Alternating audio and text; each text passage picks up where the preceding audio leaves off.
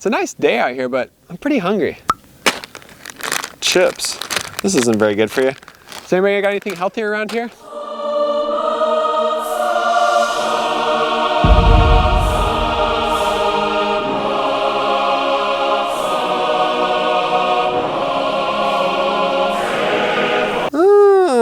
That's pretty good. I was kind of feeling like I needed some orange in my life.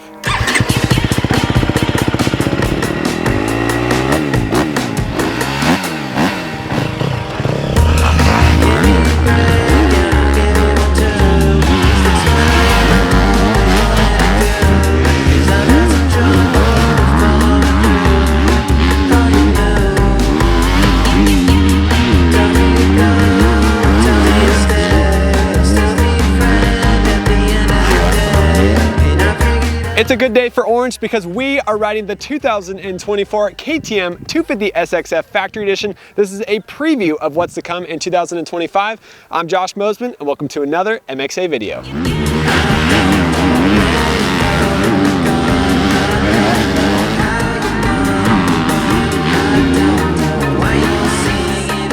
This bike has received a ton of updates for the 2025 season. This is still a preview of that bike. We have already got a bunch of time on our 450 Factory Edition. Now it's time to dive into all the details on the 250 SXF Factory Edition.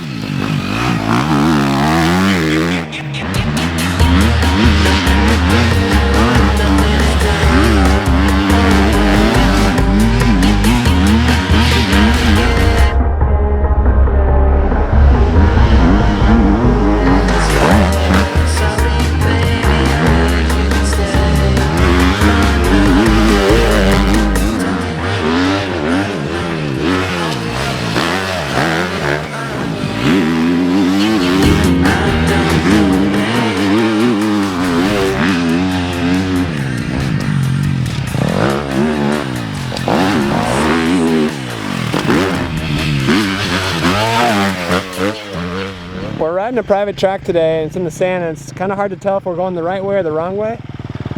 Whew. But that was fun trying to double that thing. A little intimidating. More intimidating than it should have been. I don't know about that one. That is gnarly.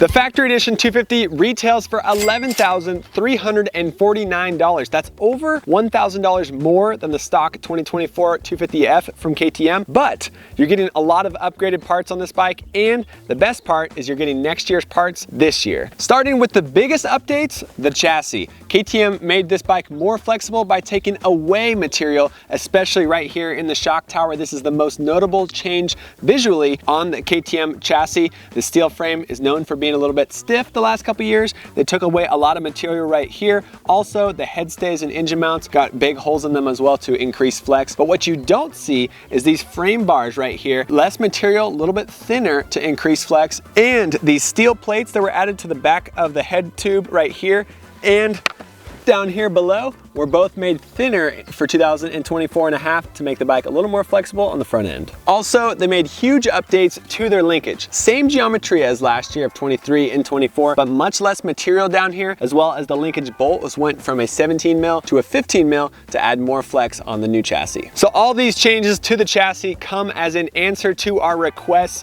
for more flexibility out of this new generation bike. In 2023, it was an all new model, stiffer frame and taller seat height, and a lot of things made it more rigid on the track and also a lot harder to break in. KTM has been known for being the more flexible brand with these chromoly steel frames, getting great traction at the rear wheel on the track. Then in 2023, they took a step backward. They became a lot more rigid thanks to requests from the Supercross team. Now everybody's wanting more compliance, more flexibility out of this chromoly steel frame, and they finally did it for 2024 and a half and 2025. Like I said, this is a preview of what's to come, and we really like it. We've we've already been spending a ton of time on our 450 Factory Edition. That bike was better from the get-go. This bike here today, it's only our first day of riding it, but we took it to a rough track, and this thing was much more flexible than the 2024 and 23 models were on their first days. The biggest change you'll notice with this new chassis is it doesn't deflect off of bumps. Like I said, we took it to a rough track here in the hills, private facility,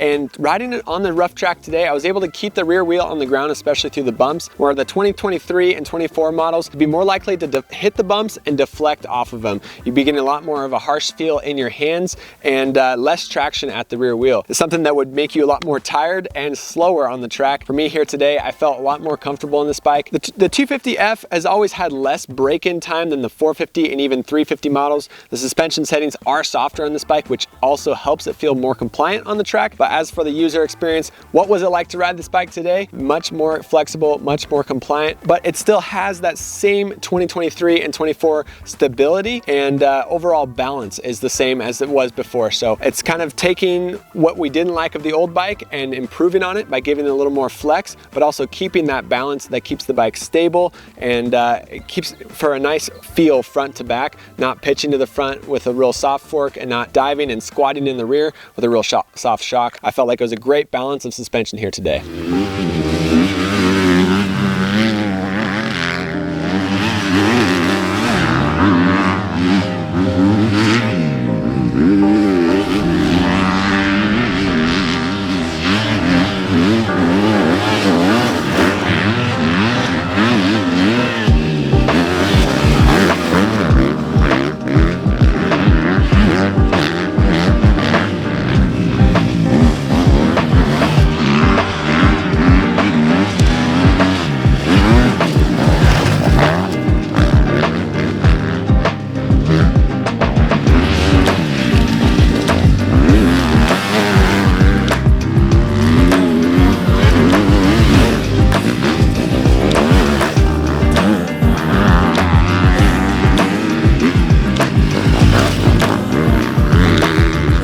So what are some of the cool parts that you get when you buy a new factory edition? Well, the best one is the orange frame. The stock frame is black. KTM's factory edition frame is orange. Huge double thumbs up to that. Of course, you get a gripper seat cover. You also get upgraded DID wheels. These are the factory Power Parts wheels that you can get through the KTM Power Parts catalog. Stronger with the orange hub, black spokes, and black rims. This bike also comes with the Dunlop MX34 tires, which is a huge thumbs up there. It's got an Akrapovic muffler on it, stock header on it, but an Akrapovic muffler. These things are very, very durable. Also, Hinson Racing clutch cover. Basket, of course, is stock. Also, the brake pedal tip is actually beefed up for 2024 and beyond. That's something that we really appreciate, as the last ones would dent very easily. Also, you get the factory Power Parts triple clamps. Now these have adjustable offset from 22, which is stock, to 20, bringing that front end just a little bit more. Also, with the split triple clamps, you get a little more feel at the front end. Of course, you get the WP Power Parts hole shot device, and you get the front brake rotor guard with a semi-floating front brake disc. Lots of cool upgrades, including the skid plate, very important for protecting that beautiful orange frame. And one of the coolest things about this bike that is also going to be coming on future 2025 models is the new LitPro connectivity unit that is working together with the ECU on this bike. Behind here, it's a transponder unit that has Wi-Fi, data logging, and G-force sensors built into it. And then right here on the front fender, this is a GPS unit. So KTM and LitPro have partnered together for 2025 and beyond. And now you can adjust your ECU map settings with your smartphone, just like Yamaha has been doing since 2008, and they've been doing with their smartphone app since 2017. Now KTM has caught up, and you can connect your phone to your bike to adjust engine braking, throttle response, traction control, and all kinds of cool parameters there. But you also get all the benefits of LitPro, where you can monitor your lap times. You can also monitor G-force, how much you're revving the bike. You can see your RPMs spike and drop. You can also see how much you're twisting the throttle around the track, and of course measure your lap times. It goes straight to the LitPro leaderboards compared to your buddies who are riding factory editions or who have LitPros on. Long story short, it is crazy the technology that is built into this bike. Honestly, I'm really impressed with KTM and their new KTM Connect app and how well it works with this bike. I did have a little bit of trouble connecting to it here today. We are connected to the factory edition on my phone. I had to delete that bike off my phone and then reset the ECU on this one to connect my phone to the bike. So it did take a little bit of troubleshooting here at the track, but once we got connected, super quick and easy to upload upload new maps to this bike. I got to lower engine braking and raise engine braking, and honestly for me, I liked it right in the middle at 3. You can lower all the way down to 1 to get free flowing through these downhills and kind of let the suspension work better over the bumps. But then if you have no engine braking, it's harder to stop for the corners. If you turn engine braking all the way up, you do feel like the chassis kind of binds up a little bit. So it's fun to be able to tailor the engine braking to your riding preference. I know guys who would like it down at 1, and I know guys who would like it at 5. Today, I liked engine braking in the middle at 3. Throttle response, that's a big one. On a 250F, you want all the throttle response that you can get, but it is cool that you can turn it down. You can also detune it with adding traction control to make this bike a little more rideable. So today, track was fairly slick with some sand whoops, and we were having a ton of fun riding. I liked the throttle response all the way up to 5, but I was impressed with the difference between all the way up and all the way down. When you upload maps to the bike, your map is automatically going to go to the green map here, and then the white map will be a mellower version of whatever you uploaded. Of course, this bike also has quick shift and traction control. Those are both automated, and you can adjust those in the app, but you can also turn them on right here on the handlebars. As for the engine on this KTM 250SXF, this bike won our shootout the last few years, and even the last 2 years with this new platform. This engine is even stronger than the 2022 and prior model years, but it does need to be revved. We also had the Yamaha YZ250F out here. That bike, stronger off the crack of the throttle, more beefy and more throaty and more torque coming out of the corners. This bike, it needs to be revved. KTM has a very smooth and linear power character that likes to be clutched to get out of the corners and likes to hold it higher into the RPMs before you shift. So that's something that you have to learn if you're switching off a 450 or if you're switching off a 350 or another brand. The KTM model, it's extremely fast, but you do have to rev it higher to get there, which can be hard sometimes for novice level riders. And of course, the KTM still has air forks on their motocross models. They did change to spring forks in 2024 for their off-road and cross-country models, but they still got air forks on the motocross models, which means you need to check your air pressure when you get to the track and even check it throughout the day, especially if the bike's out in the sun a lot. And if it's a warm, hot day, air pressure will increase just like it does inside of your tires. Speaking of tires, the KTM wheels still come loose. You got to check your spokes often with these things. That's one of our biggest complaints with KTM, comparing it to some of the Japanese brands. Other than that, we had a ton of fun on this bike today. I think you could tell by how much I was wheeling around the track here that I had a lot of fun on the KTM 250SXF. This bike won our shootout last year, and it only got better with these chassis upgrades. Thank you guys for watching this video. Lots of videos coming to our channel right now. We just got done riding the Triumph TF250X. You can check out that video on our YouTube channel. Also, the all-new Beta 450RX video, that's on our channel now. So tons of stuff, tons of new bikes. We're going to be testing the Husqvarna FC250 Rockstar Edition.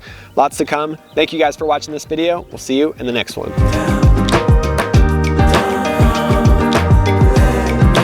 Does anybody got anything healthier around here? Whoa! You have to go like this. Does anybody have anything? Yeah, watch. Just like this. Does anybody have anything? Does anybody have anything healthy around here? Oh, don't move your hand. Oh, you're gonna drop it right in my hand? Yeah, I'm gonna literally land. All you gotta do is grab it. Okay. Ready? Yep.